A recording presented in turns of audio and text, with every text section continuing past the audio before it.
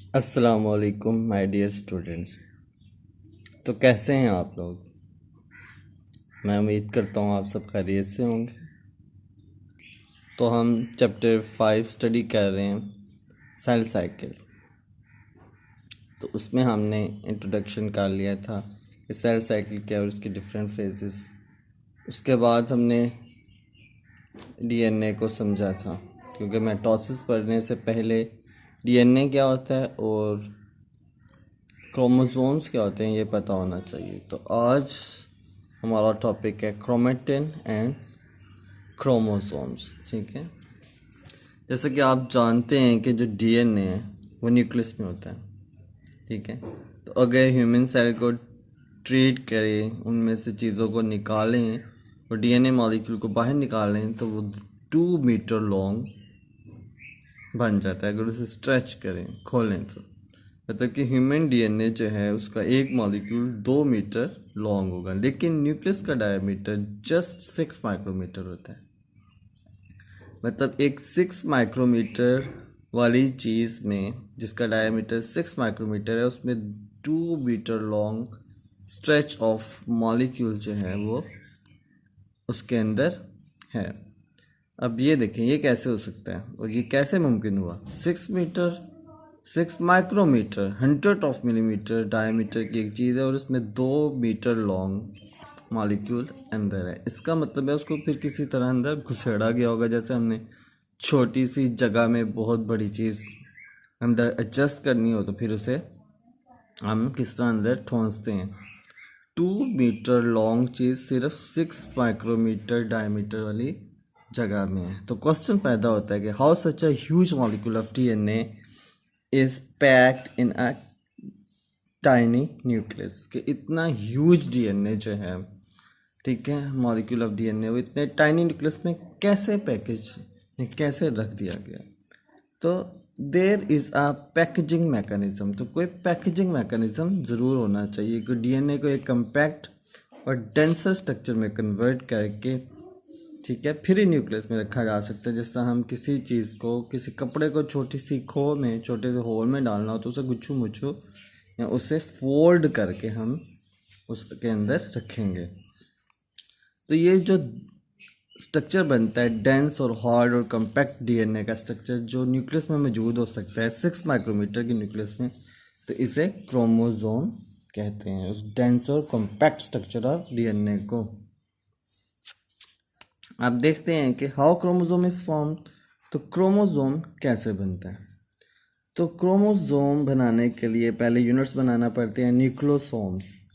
Nucleosomes unit बनाना पड़ते हैं। तो अगर एक यूकैरियोटिक सेल को सॉल्ट्स के साथ ट्रीट करके उसके न्यूक्लियर कंटेंट्स को माइक्रोस्कोप के नीचे देखा जाए तो वो नूडल शेप, नूडल लाइक एक स्ट्रक्चर, स्पैगेटी लाइक एक स्ट्रक्चर नज़र आता है। ठीक है, तो वो स्ट्रक्चर होता है क्रोमेटिन। पहले हम क्रोमेटिन की बात करेंगे तो उस में ही हमें न्यूक्लियोसोम्स का जिक्र आएगा तो समझ आ जाएगा, और फिर आगे क्रोमोसोम्स। तो वो जो मैंने आपको बताया अभी के यूकैरियोटिक सेल को, ठीक है, उसके न्यूक्लियर कंटेंट को कंपाउंड माइक्रोस्कोप के नीचे देखें तो स्पैगेटी नूडल्स टाइप स्ट्रक्चर नज़र आता है, तो वो क्रोमेटिन होता है। तो क्रोमेटिन क्या है? DNA plus proteins. तो क्रोमेटिन में डीएनए और प्रोटीन्स होते हैं। तो ये प्रोटीन्स जो हैं ये हिस्टोन प्रोटीन्स होते हैं। ये 4 तरह के होते हैं, तो दो दो मिलके 8 प्रोटीन हो जाते हैं। ठीक है, हिस्टोन प्रोटीन्स और डीएनए, मतलब क्रोमेटिन बना होता है डीएनए प्लस प्रोटीन से, और वो प्रोटीन्स कौन से प्रोटीन्स होते हैं? हिस्टोन। और ये 8 होते हैं, और ये 8 प्रोटीन मिलके, 8 प्रोटीन्स मिलके कॉम्प्लेक्स बनाते हैं जिसे ऑक्टोमर कहते हैं। ठीक है, तो इस ऑक्टोमर के गिर्द ये जो आपको ब्लू ब्लू नज़र आ रहा है, ये स्टोन कॉम्प्लेक्स है। अभी पैकेजिंग का अमल, ये डीएनए पैकेज कैसे होता है ये शुरू हुआ है। तो डीएनए इस हिस्टोन कॉम्प्लेक्स के गिर्द एक टर्न लेते हैं। तो ये जो रीजन बनता है डीएनए प्लस हिस्टोन का, इस रीजन को न्यूक्लियोसोम कहते हैं। इस तरह बहुत सारे हिस्टोन ऑक्टोमर्स होते हैं और उनके गिर्द डीएनए इस तरह टर्न लेता जाते हैं। ठीक है, तो ये एक बन जाती है चीज़ जिसे कहते हैं बीड्स ऑन अ स्ट्रिंग। ठीक है, बीड्स ऑन अ स्ट्रिंग।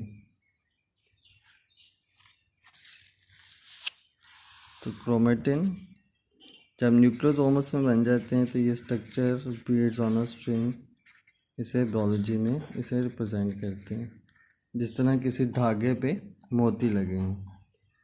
ठीक है, तो ये जो रीजन्स बन गए न्यूक्लियोसोम्स, असल में ये यूनिट्स हैं which are responsible for packaging of protein, packaging of DNA, जो डीएनए की पैकेजिंग के लिए रिस्पॉन्सिबल है। ठीक है, डीएनए जिसका डायमीटर 2 नैनोमीटर होता है, जब ये न्यूक्लियोसोम्स बनते हैं तो क्रोमेटिन में इसका डायमीटर 11 नैनोमीटर होता है, बीड्स ऑन अ स्ट्रिंग का। ठीक है, आगे जाकर ये एक ख़ास किस्म की शेप बनाते हैं, वो मैं आपको भी एक्सप्लेन करता हूँ।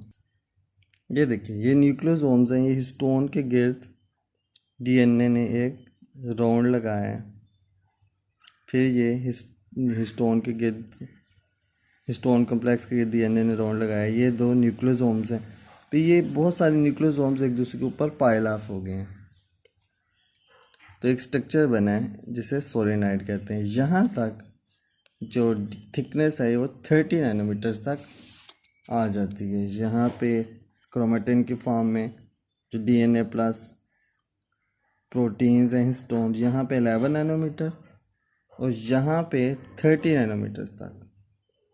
ठीक है, और फिर यही इसी तरह की बहुत सारी सोलेनॉइड्स मिलके सुपर कॉइलिंग, ये कॉइलिंग हो रही है, फिर सुपर कॉइलिंग से इस तरह, मतलब कि ये तो क्रोमेटिन फाइबर ही बना इधर सोलेनॉइड तक, ये क्रोमेटिन फाइबर, इसे सुपर कॉइलिंग होके, ये सुपर कॉइलिंग होके, ठीक है, तो ये क्रोमोसोम बन जाते हैं इस तरह।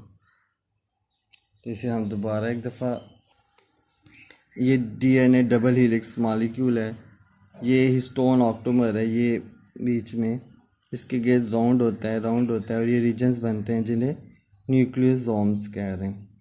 ये न्यूक्लियोसोम्स एक दूसरे के ऊपर पाइल अप होके कॉइल्ड स्ट्रक्चर बनाते हैं जिसे सोलेनॉइड कहते हैं। यहाँ तक ये डीएनए का डायमीटर 2 नैनोमीटर, यहाँ पे 11 नैनोमीटर, यहाँ पे 30 नैनोमीटर तक आ जाता है।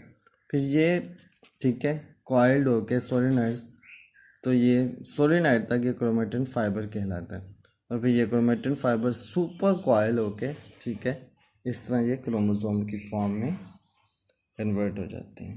तो इस तरह ये क्रोमोसोम बनते हैं। तो ये आपने लेक्चर्स, जो 2 लेक्चर्स हैं, ये वाला और पिछला, ये बहुत अच्छी तरह समझ लेनी है, ये फ्यूचर में बहुत हेल्पफुल होते हैं। ओके, थैंक यू, अल्लाह हाफिज़।